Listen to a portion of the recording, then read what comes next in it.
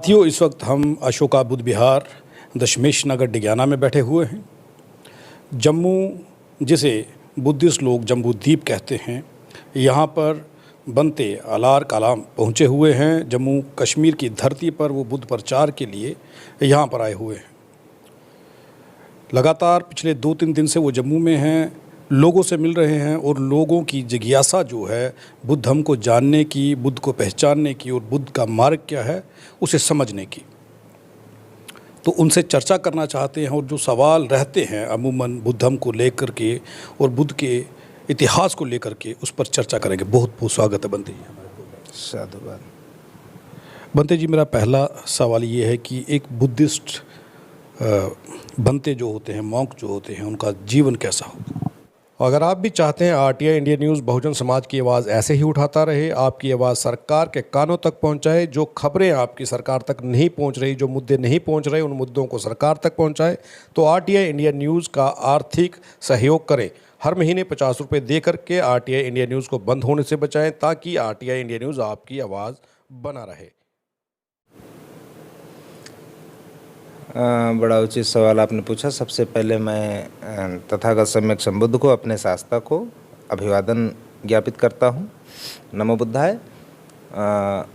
एक मॉन्क जो होता है, तो जैसा तथागत ने कहा है कि हम लोग अपने मन, वाणी और अपनी काया, ये जो शरीर है, इसकी पवित्रता जीवन में बनी रहे, इसी पर हम जो है सतत जागरूक होकर इसी पर कार्य करते हैं और लोगों को यही शिक्षा भी देते हैं। हाँ, जम्मू कश्मीर की धरती पे इस वक्त आप आए हैं, पिछले कुछ दिनों से यहाँ पर हैं। विभिन्न प्रकार के लोगों से आप रूबरू हो रहे हैं, लोग आपको सुन रहे हैं। लोगों के प्रश्न जो हैं वो क्या रह रहे हैं, लोग क्या सुनना चाहते हैं, बुद्ध के बारे में जो जानना चाहते हैं, उनकी जिज्ञासा कितनी है उन लोगों के अंदर, कितना जानना चाहते हैं? अभी इसका पैमाना हम क्या कैसे बता दें।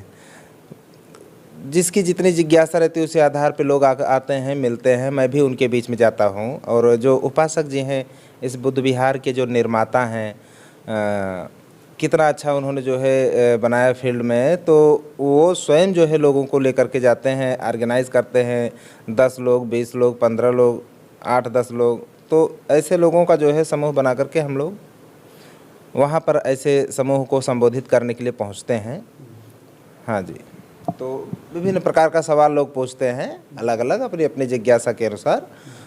ये सही है कि आज दुनिया जो है बुद्ध को जानना चाहती है, धम्म को, उनकी शिक्षाओं को जानना चाहती है। और समुचित जो बुद्ध की शिक्षाएं हैं वो लोगों तक पहुंच नहीं रही, जबकि जिज्ञासाएं जिस पैमाने पे हैं उस अनुपात में अभी भिक्षुओं की संख्या ही कमी है। धम्म के प्रचारकों की संख्या जो है बेहद कम होने के कारण लोगों की जिज्ञासाओं का समुचित समय पर शांत नहीं हो पा रहा है। जैसे जैसे भिक्षु संघ पहुँच रहा है जिस अनुपात में, उसी अनुपात में लोगों की जिज्ञासाएँ धीरे धीरे शांत हो रही हैं। लोग जानने का प्रयास जो कर रहे हैं वो काफ़ी तृप्त हो रहे हैं। लोगों के बीच में एक धारणा है कि अलग अलग किस्म के धर्म बने हुए हैं। बुद्ध धर्म जो है वो बाकियों से विशेष या अलग कैसे है, उसमें खासियत क्या है? लोग इस तरफ आकर्षित तो हो रहे हैं, लेकिन लोग ये भी जानना चाहते हैं कि हम बुद्धिस्ट होने के बाद क्या बाकी लोगों की तरह ही रहेंगे या कुछ विशेषताएं जो हैं वो अलग से रहेंगे? देखिए, जो बुद्ध का मार्ग है ये बड़ा अनमोल मार्ग है। ये सबसे अलग हट करके आपको जो है शिक्षाएं देता है। जैसे मेरा प्रयास कभी नहीं होता कि आप अपने धर्म को, जैसे आप सिख, देखिए पगड़ी आपके सिर पर है और सिख धर्म के आप फॉलोअर हैं, तो मैं कभी नहीं चाहूँगा कि आप सिख धर्म छोड़ करके मेरे अनुयायी बनिए, बुद्धिज्म को एक्सेप्ट करिए। कोई इस्लामिक शासन को मानता है, इस्लाम को मानता है, तो मैं नहीं चाहूँगा कि वो इस्लाम छोड़ करके इधर आए। मेरा व्यक्तिगत तौर पे ऐसा कोई अभियान नहीं है, बल्कि बुद्ध का जो शासन है उसके आधार पे आज की परिस्थिति में अगर हम कहें तो आप जो है जहाँ हैं वहीं पर बने रहिए, है ना।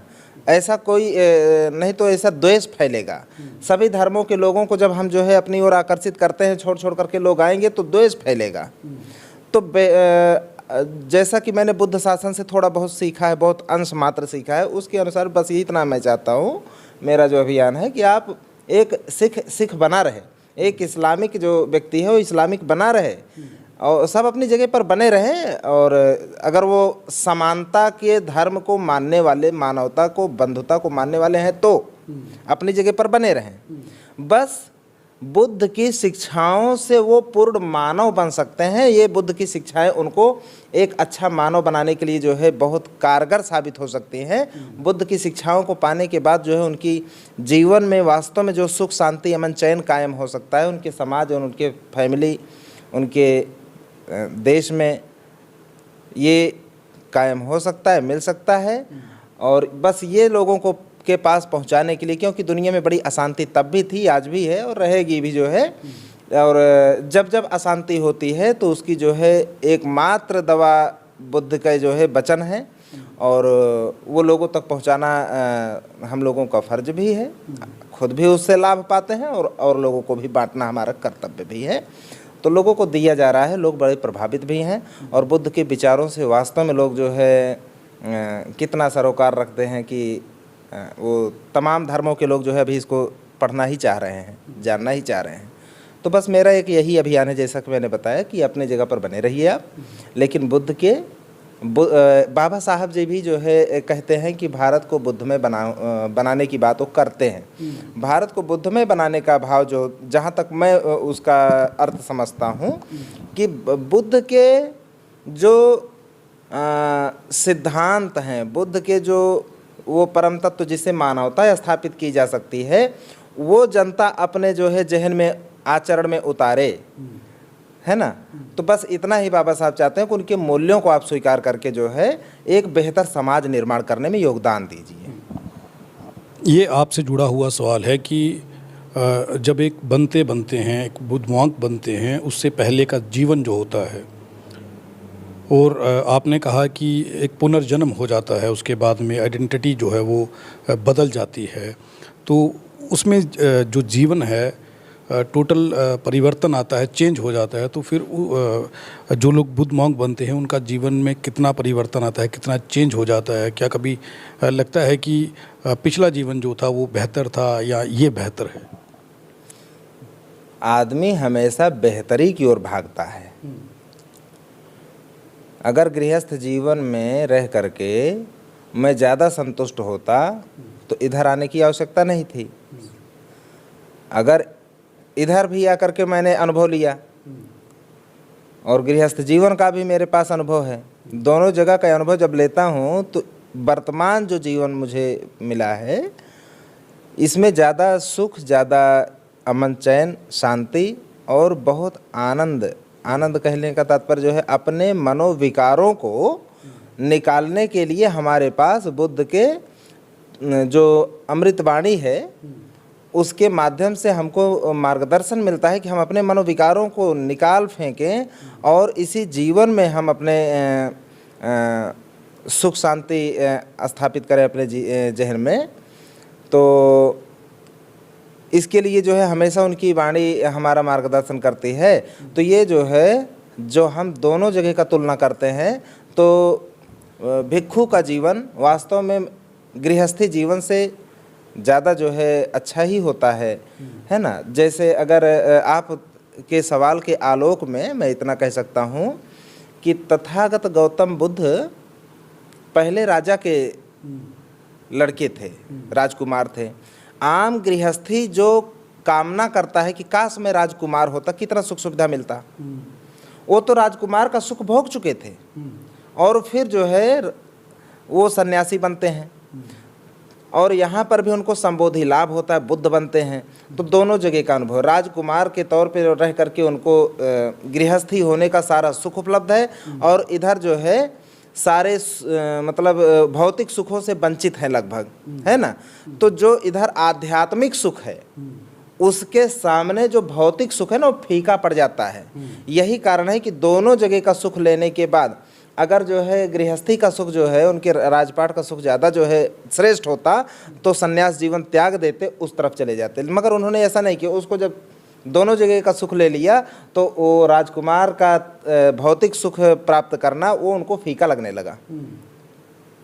तो मेरे ख्याल से आपके सवाल जो था मैंने अपने ऊपर ना लेकर के तथागत के ही जीवन पर आधारित मैंने जो है आपको बताने का प्रयास किया। इससे काफ़ी समझने की ज़रूरत है आपको। जो बनते हैं बुद्धिस्ट लोग हैं या बुद्ध मॉन्क हैं, वो एक टाइम खाना खाते हैं। जो मैंने सुना है कि आप लोग एक समय खाना खाते हैं, जबकि नॉर्मल लोग जो हैं वो दिन में 3 से 4 बार खाना भी खाते हैं।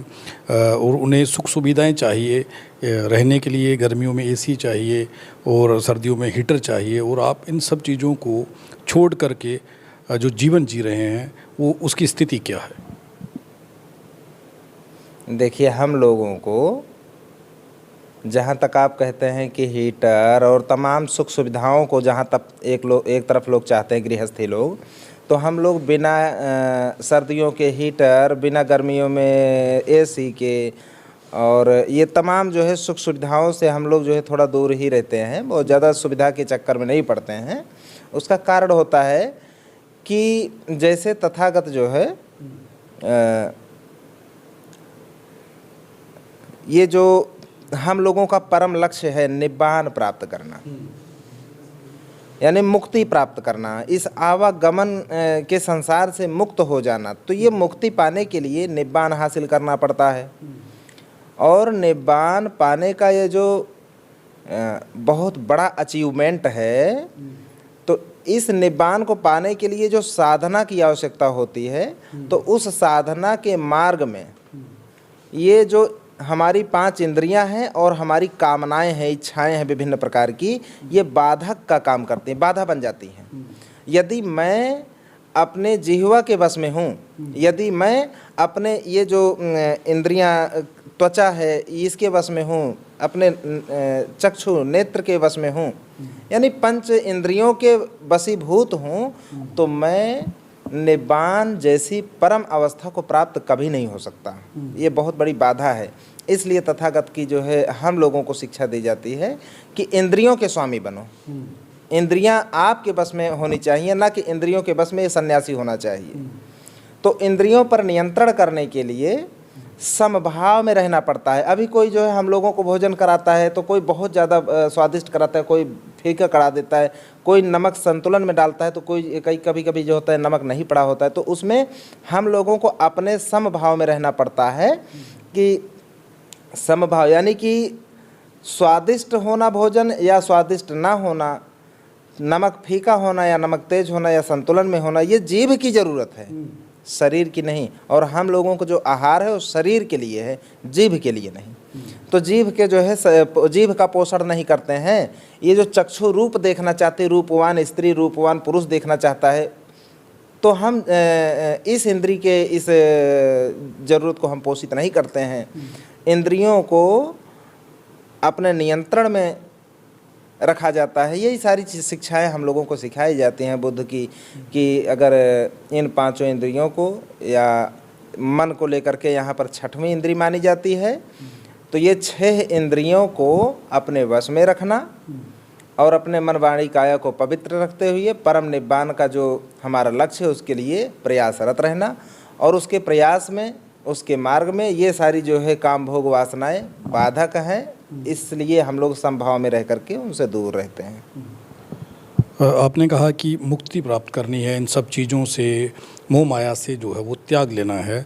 लेकिन सवाल ये है कि तथागत गौतम बुद्ध को मानने वाले वो देश, जापान जैसे, कोरिया जैसे देश जो हैं, वो टेक्नोलॉजी में बहुत आगे निकल चुके हैं और वो हर एक चीज़ को खा रहे हैं, चाहे वो मांस है चाहे कुछ भी है वो खा रहे हैं। वो कोई किसी भी चीज़ को लेकर के अंधविश्वास में नहीं जा रहे। तो आप उन्हें कैसे देखते हैं कि वो कंट्रीज़ जहाँ पर बुद्ध भारत से गए वो तरक्की कर रहे हैं, भारत पीछे रह चुका है?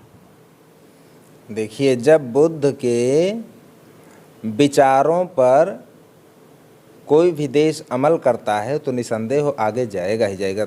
वो भौतिक स्तर पर भी उन्नति करेगा ही, आध्यात्मिक स्तर पर भी उन्नति करेगा, आर्थिक स्तर पर भी उन्नति करेगा, उन्नति ही उन्नति करेगा, है ना। तो बुद्ध की शिक्षाएं हैं ये। तो बुद्ध जो है ऐसे बहुत सारे जो है सूत्र हैं ऐसे बहुत सारी जगहों का जो है प्रमाण है कि तथागत ने जब जो है सुत्तों का संगायन किया तो उन्होंने अर्थ पर भी विशेष जोर दिया, और यहाँ तक कि जो दुख के वो आर्य सत्य देते हैं कि 4 आर्य सत्य, 4 आर्य सत्यों में कि दुख है, दुख का कारण है, दुख निवारण है ना, और दुख निवारण के मार्ग भी हैं। तो मार्ग में 8 आर्य अष्टांगिक मार्ग देते हैं, जिसमें से एक है सम्मा आजीवो, सम्यक आजीविका, राइट सोर्स ऑफ इनकम। तो तथागत जो है यानी सुखी गृहस्थी सुखी समाज के लिए ये मानते हैं कि आमदनी का होना, और वो सम्यक आमदनी का होना, वो कोई जो है फ्रॉड या किसी को सता करके किसी पाप की कमाई से नहीं, बल्कि उचित कमाई का होना आवश्यक है। तो अर्थ वृद्धि के लिए जो है वो विभिन्न प्रकार के जो है सुखी गृहस्थ परिवार के लिए बहुत सारे उपदेश दिए हैं, ठीक है। और बुद्ध, जहाँ तक आपने पूछा कि बुद्ध के मानने वाले ऐसे बहुत सारे देश हैं जो कि आज बहुत तरक्की कर रहे हैं हर मामले में, विज्ञान के भी स्तर पे, तो उसका कारण है अभी भारत में पिछले 1000 साल से अंधकार का राज रहा है, अज्ञानता का राज रहा है। जनता जब तक जागरूक और ज्ञानी नहीं होगी, जानकार नहीं होगी, और वैज्ञानिक दृष्टिकोण नहीं अपनाएगी, तार्किक उनके अंदर दृष्टिकोण नहीं होगा, निश्चित है पतन की ओर जाएगा। तो बुद्ध का जो मार्ग है वो तर्कवादी है, वैज्ञानिक दृष्टिकोण उत्पन्न करने वाला है। जो भी अपनाएगा वो निश्चित रूप से हर क्षेत्र में आगे तरक्की करेगा ही करेगा, है ना। तो जैसे तथागत जो है एक सिद्धांत देते हैं, कार्य कारण का सिद्धांत। अभी कार्य कारण का सिद्धांत जो है हायर एजुकेशन लेते समय आज भी जो है दुनिया भर के बच्चे इसको पढ़ते ही हैं। तो ये जो कार्य कारण सिद्धांत है कि प्रत्येक घटना सकारण है, कोई इस संसार में, इस प्रकृति में ऐसी कोई घटना नहीं है जिसके घटने के पीछे कोई करना कोई कारण ना हो। हर घटना के पीछे कोई न कोई कारण है। जो कुछ कारण ऐसे होते हैं जो साफ साफ हमारी आंखों से दिखते हैं, मगर कुछ कारण ऐसे होते हैं जो हमारी प्रज्ञा की दृष्टि से दिखाई देते हैं, इन आंखों से भी नहीं दिखाई देते। जो उस बुद्धि, उस प्रज्ञा के बल पर जो उस कारण को खोज लेते हैं, ऐसे वैज्ञानिक स्तर के लोग होते हैं। तो ये कार्य कारण का जो सिद्धांत बुद्ध ने दिया है, ये विज्ञान का आधार है, ठीक है। अब जो विज्ञान के आधार पर खड़ा होगा वो निश्चित रूप से विज्ञान, यानी विज्ञान की नींव है तो विज्ञान की इमारत बनेगी ही बनेगी, स्वाभाविक है, वो तरक्की करेगा। मेरा एक सवाल इसमें ये था कि बुद्धिस्ट लोगों को शाकाहारी होना चाहिए या वो मांसाहारी भी हो सकते हैं, मांस खा सकते हैं? क्योंकि जापान और कोरिया जैसे देश जो बुद्ध को मानने वाले हैं वो ज़्यादातर मांस की ओर प्रेफर करते हैं। हाँ, अभी भारत के परिप्रेक्ष्य में उचित कहा है आपने, सवाल पूछा। मांसाहार, देखिए तथागत ने जैसा कि विनय पिटक में वो आदेशित करते हैं भिक्षुओं को कि कोई, बुद्ध मैत्री और करुणा की बात करते हैं, और मैत्री और करुणा किसी के पास है तो जो है किसी जीव को काट नहीं सकता, उसको मार नहीं सकता है। अगर ये वास्तव में है तो हत्या नहीं कर सकता। तो अब जहाँ तक हम लोगों को लेकर के आपका ये प्रश्न है, तो जैसे हम लोग चारिका में निकलते हैं, भिक्षाटन में निकलते हैं, कुछ ये शरीर की यात्रा को आगे बढ़ाने के लिए, जीवन जीने के लिए भोजन जरूरी है हम लोगों के लिए, कुछ न कुछ आहार जरूरी है। तो जैसा कि तथागत का निर्देश है कि जैसे हम चारिका में निकले तो जिस गांव में जा रहे हैं उस गांव के लोगों को कोई खबर नहीं पहले से कि भिक्षु आज हमारे गांव में आ रहे हैं चारिका के लिए, भोजन भिक्षाटन के लिए आ रहे हैं, ऐसा उनको जानकारी नहीं है। तो उनके भोजन कर लेने के बाद सुबह, एक तो आपने कहा कि 24 घंटे में एक बार हम लोग भोजन करते हैं, सत्य भी है। दोपहर के पहले पहले हम लोग भोजन कर लिया करते हैं, उसके बाद भोजन नहीं करते हैं आमतौर पे। तो जैसे चारिका करने जाना है तो कब जाना है, तथागत इसको भी निर्देश करते हैं कि जब गृहस्थी भोजन बना करके खा ले उसके बाद हम लोगों को पहुंचना चाहिए। तो जो बचा खुचा रहता है उसको देने में उसको दिक्कत नहीं होगी, तकलीफ नहीं होगी, और इस तरह से कोई बुरा भाव नहीं होगा। तो जैसे बना खा लेने के बाद हम लोग पहुँचे, किसी दरवाजे पर खड़े हुए, 2-1 मिनट जो है वेट किए, इंतज़ार किए, और वहाँ पर हम कहा नहीं लगा सकते कि हमको भिक्षा दो, हमको जो है भोजन दो, ऐसा कह नहीं सकते। तो वहाँ पे शांति से बस खड़े हो जाना पड़ता है, निगाह नीचे रखते हुए। तो जो देख लिया गृहस्थी, घर का मालिक तो ला करके जो है कुछ न कुछ भोजन सामग्री देता ही देता है, लेकिन अब जो वो दे रहा है भोजन, वो संयोग देखिए कि वो जो है बनाया हुआ था अपने लिए, मांसाहार बनाया हुआ है, अपने निजी के लिए बनाया हुआ, ना कि हमारे लिए बनाया हुआ है। तो अपने लिए बनाया हुआ था, तो लेकिन उसकी ऐसी श्रद्धा है कि भंते जी हमारे दरवाजे पर आए हैं तो इनको कुछ न कुछ देना चाहिए। अब उसके पास कोई और विकल्प नहीं, उसने ला करके हमारे पात्र में डाल दिया। तो बुद्ध का निर्देश यही है 2500 साल पहले का, कि उसमें आप ये मत देखिए कि मैं मांस, यानी कि उसमें इंटेंशन नहीं लेना है, बस हमको शरीर की यात्रा पूरी करने के लिए, उसमें हमारी चेतना नहीं है, उसमें हमारी कोई चेतना नहीं कि आहा आयास तो मांस मिल गया, ऐसा नहीं है, उसमें हमारी चेतना नहीं होनी चाहिए। बस हमको एक भोजन के तौर पर वो स्वीकार कर लिया। अभी सवाल है कि उसको भोजन करने पे क्या हम भी पाप के अंशदार हुए क्या, हकदार हुए क्या? तो देखिए, जैसे कोई व्यक्ति हमको आमंत्रित करता है, भोजन दान के लिए आमंत्रित करता है, तो आमंत्रित करते समय वो अगर भोजन, जैसे आमंत्रित किया है, जब मैं वहाँ पर पहुँचा तो देख रहा हूँ कि वो भोजन में हमारे लिए मांसाहार बना रहा है, तो इसका मतलब है कि वो व्यक्ति बाजार से हमारे निमित्त, हमारे स्वागत में जो है प्राणी हत्या किया है, हमारे निमित्त किया, हमारे लिए किया है। ऐसा भोजन हमारे लिए अखाद्य है, हम लोग उसको नहीं खा सकते हैं, वो हमारे निमित्त काटा गया है। अब उसके पाप के हम हकदार होंगे, जो सिर्फ आप ही के लिए। हमारे लिए कटा है, वो हमारे स्वागत में कटा, ऐसा मांस हम नहीं खा सकते। फिर तथागत जो है, ये तथागत का नियम है उस समय का। और उसके बाद फिर कहते हैं कि जैसे हम ये नहीं कह सकते कि हमको ये खिलाओ, ये भी नहीं कहा जा सकता। तो हमारे निमित्त वो काट करके लाया, तो ऐसा हम लोग ग्रहण नहीं कर सकते। अभी जैसा कि वो अपने लिए लेकर के आया था, पहले उदाहरण मैंने जो दिया कि उसको नहीं मालूम कि मैं आने वाला हूँ, और उसके दरवाजे पर पहुंचा तो उसने मांस अपने लिए बना करके रखा हुआ था, तो वो अपने में से दे दिया, तो वो अपने लिए लाया था, ना कि हमारे लिए। ठीक है, तो उसमें से ले लेना कोई पाप का हकदार नहीं होता है भिक्खु। वो जो है उसमें भी मांस अगर जो है परोसा भी गया, तो उसमें जो है ये चेतना नहीं होनी चाहिए कि मैं मांस खा रहा हूँ, कितना टेस्टी है, ऐसा चेतना नहीं होना चाहिए। बस ये होना चाहिए कि भोजन के, मैं एक भोजन खा रहा हूँ, बस। जीवन जीने के लिए सिर्फ सोचना है। मेरा आखिरी सवाल है कि बुद्ध क्या है? विचारधारा है, सोच है, एक धर्म है, क्या है बुद्ध? लोग कैसे समझें कि बुद्ध हैं क्या? विचार, सोच, या एक धर्म है? बड़ा कठिन आपने सवाल पूछ लिया। हमारी इतनी योग्यता नहीं है कि मैं बुद्ध को डिफाइन कर सकूं कि बुद्ध वास्तव में क्या है। और लेकिन जो है मोटे मोटे तौर पे यही मैं थोड़ा बहुत जान पाया हूं कि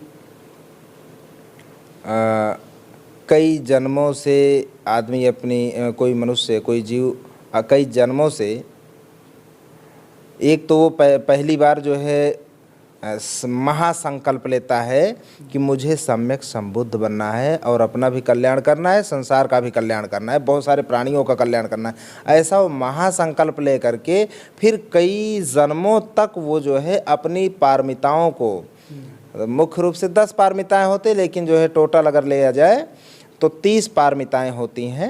अपनी 30 पारमिताओं को पूर्ण करने के लिए कई जन्मों तक वो प्रयास करता है, और जब सारे जन्मों तक जो सारी पारमिताएं वो पूर्ण कर लेता है अपने विभिन्न जन्मों से, तो अंततः वो जो है अंत में जो है वो मनुष्य रूप में जब आता है, फिर से जन्म ग्रहण करता है, तो वो पूर्व जन्मों का जो पुण्य का बजट है, पारमिताओं का बजट है, उसके आधार पर वो खुद ही आकर्षित करने लगता है, और फिर आदमी उस तरफ भागने लगता है, अपने आप जो है गतिमान हो जाता है। और वो अपने स्वप्रयास से, अपने खुद के जो है प्रयास और जो है अपने रिसर्च से वो जो है सम्यक संबोधि प्राप्त करता है। बहुत बड़ी चीज़ है।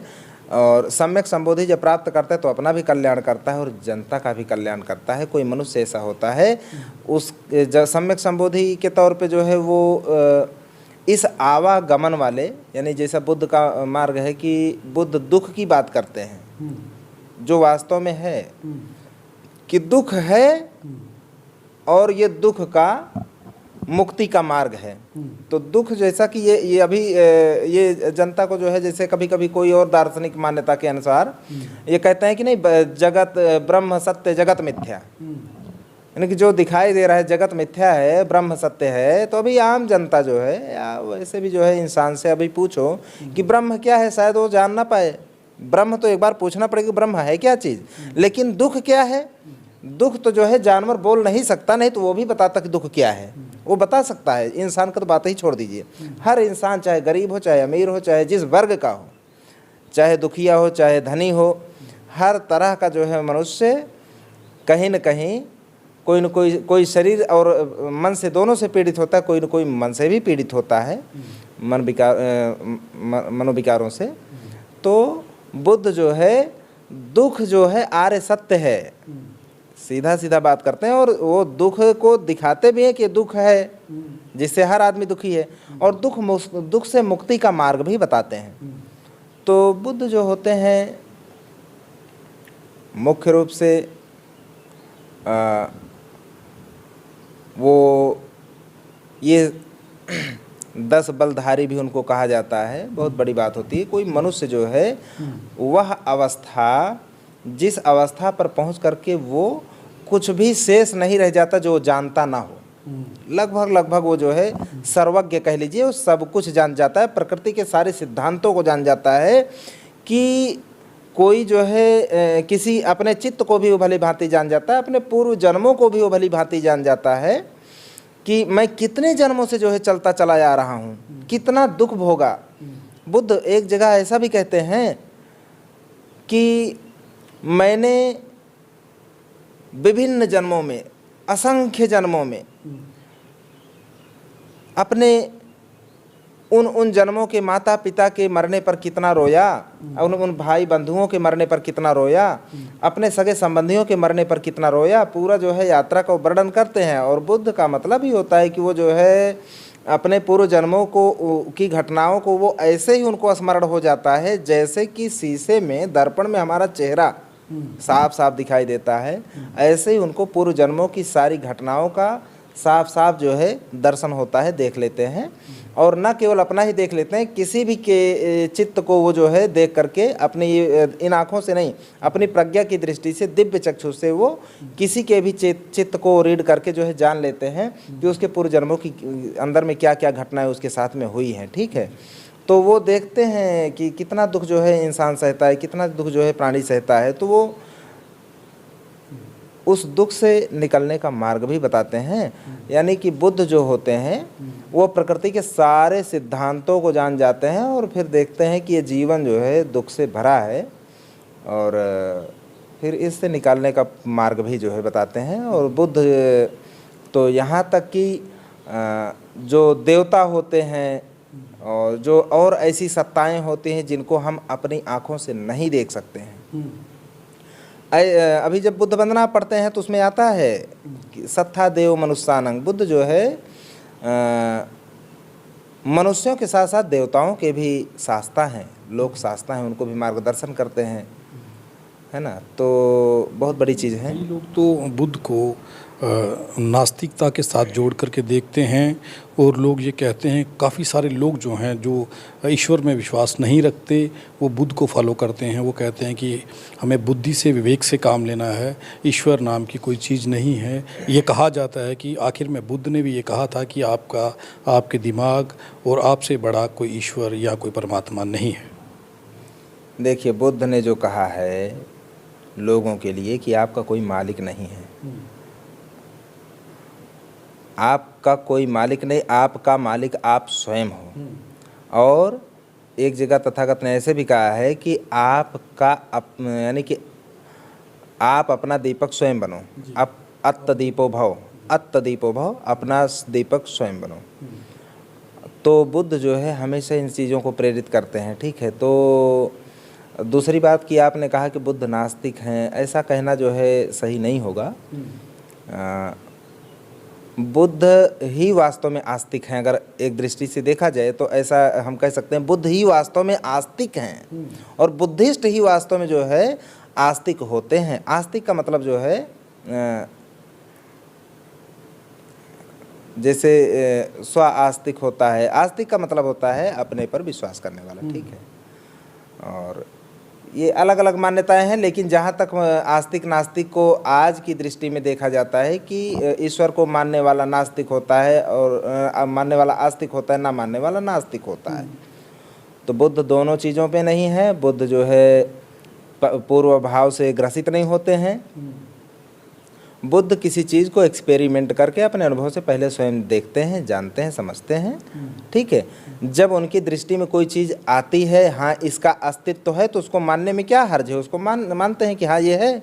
और जो चीज़ उन्होंने खूब भली भांति देख लिया, जान लिया और समझ लिया अपने प्रज्ञा की दृष्टि से ये चीज़ नहीं है, तो उसको साफ साफ बता दिए कि नहीं है, ठीक है। उसको कैसे कह सकते हैं कि हाँ ये है। अभी ईश्वर को मानने वाले लोगों में जितने भी हैं, कोई ये नहीं कह सकता कि मैंने देखा है। केवल जो है वो दूसरों ने कहा कि होता है तो उन्होंने मान लिया है। और बुद्ध के शासन में यही खामी कह लीजिए चाहे, या चाहे विशेषता कह लीजिए, कि अपने जो है अनुभव अपने अनुभव के स्तर पर जब तक कोई चीज़ नहीं आई है, जब तक जो है विज्ञान के स्तर पर उसको साबित नहीं किया जा सका है, तब तक जो है कोई चीज़ कैसे मानी जा सकती है।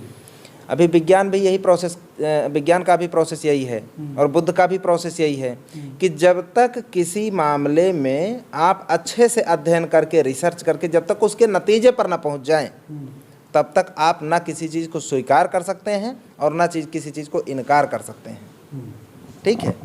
तो किसी नतीजे पर पहुंचना चाहिए। जैसे कि अगर कोई कहता है ईश्वर है, तो ईश्वर को आपने खोजा, आपसे साक्षात्कार हुआ, आप उस अवस्था पर पहुंचे जिससे साक्षात्कार हुआ, या फिर जो है जिसने साक्षात्कार कर लिया वो सामने आकर के बताया कि ईश्वर कैसा है। तो ऐसा तो आज तक नहीं हुआ, ठीक है। लेकिन जो है बताई गई बातों पर, लिखी गई बातों पर जो है उसके आधार पे अपनी धारणा बनाना, ये भी जो है वैज्ञानिक दृष्टिकोण नहीं है। और बुद्ध यही सिखाते हैं कि वैज्ञानिक दृष्टिकोण अपना स्वयं का जो है अनुभव होना चाहिए। आखिर में मैं ये जानना चाहता हूँ कि बुद्ध ने पुनर्जन्म से लेकर के जितने जन्म हुए हैं यहाँ तक की बातें कह डाली और उनका जिक्र होता है। अगर उन्हें पढ़ा जाए तो बड़ी सारी चीज़ें सीखने को मिलेंगी। लेकिन क्या बुद्ध ने कहीं पर ये लिखा है या उन्होंने कभी बताया है कि सृष्टि का अंत कब होगा और इसका अंत होने के कारण क्या होंगे, संकेत क्या होंगे? नहीं, ऐसा मैंने अभी तक नहीं पढ़ा है और ये सब जो है फिजूल की बातें हैं। और बुद्ध हमेशा वही सवाल जो है का जवाब देना पसंद करते थे जो लोक कल्याण में हो, और जो सवाल के जवाब लोक कल्याण से इतर होते थे उनका कोई जो है लेना देना नहीं। ऐसे सवालों को फिजूल समझ करके उसका जवाब देना वो उचित नहीं समझते थे। और जहाँ तक बात आपने कहा कि संसार के लिए, तो ऐसा मुझे नहीं दिखाई देता कहीं पर। बहुत बहुत धन्यवाद हमारे साथ बात करने के लिए। हमारे साथ इस वक्त जो बंते जी हैं, उनसे हमने जो बात की है, जो चर्चा की है, आप लोगों के सवाल होते हैं जो आप पूछना चाहते हैं, जो आपके मन में होते हैं, वो सवाल हमने उनसे पूछे और शायद आप उनके बताए हुए उत्तरों से संतुष्ट होंगे। और अगर आप बुद्ध के मार्ग पर चल रहे हैं तो आपको किस तरीके से क्या करना है, क्या नहीं करना, मांस खाना है या नहीं खाना, ये धारणाएं अमूमन आप सब में रहती हैं। उन सब का जवाब जो है, उत्तर जो है, वो बंते जी ने बड़े ही प्रेम पूर्वक तरीके से दिया है। आप देखते रहें आरटीआई इंडिया न्यूज़, लोकतंत्र का पहरेदार, ताकि हम बता सकें आपको वो खबरें जो आप तक नहीं पहुंचती। धन्यवाद।